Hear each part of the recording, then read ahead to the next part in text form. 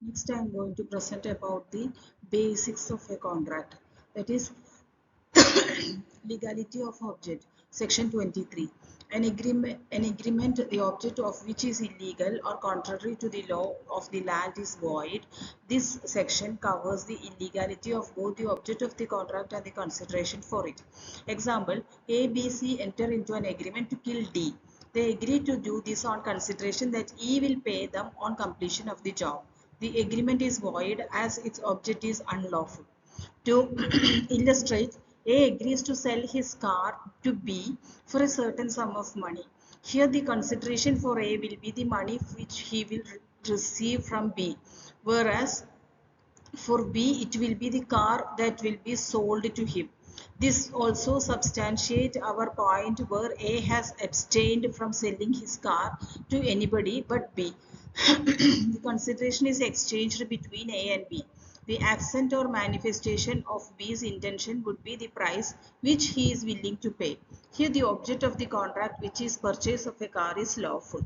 Intention: in India, unlike in England, there is no requirement that the entering into an agreement should intend to create legal obligation.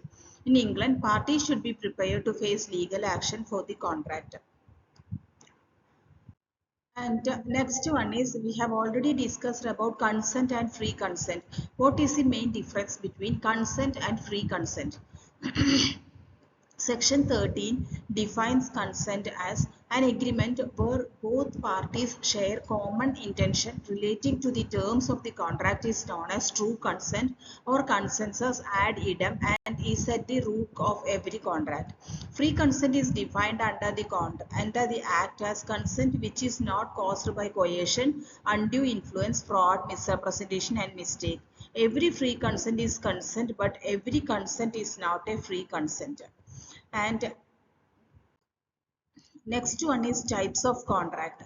Types of contract, there are two types of contract, that is expressed contract and implied contract.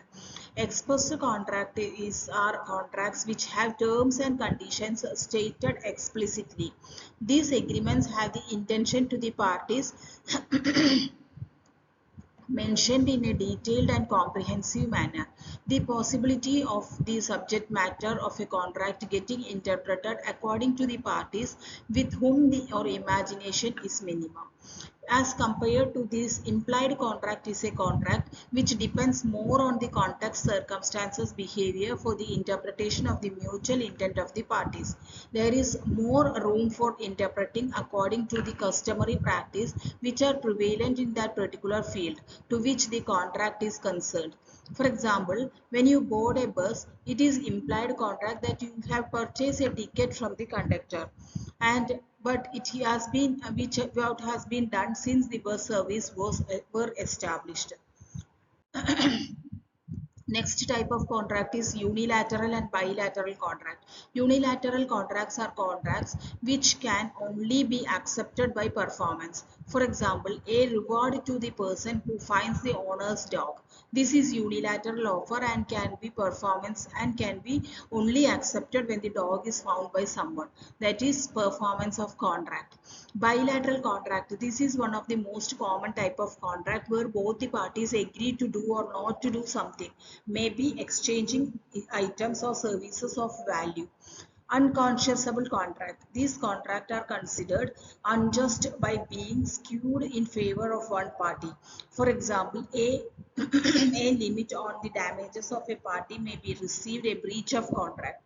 Adhesion contract. This contract is usually drafted by a party which has more bargaining power than the other party. The other party weak and not in a position to bargain, which can be explained by statement, take it or leave it. There is not much scope for the negotiation here since the other party is precariously placed. Then next one is basics of contract. That is, consideration is one of the essential constituent of a contract and is the fundamental reason for the party entering into the contract. A consideration is something of value but is restricted only to money. Then next one is capacity to contract. That is, it states that the parties must be competent to contract and the required one for the party to enter into a contract mentioned. then consent should be free. Consent should be free when it is not caused by coercion, undue influence, fraud, misrepresentation, and mistake. Thank you.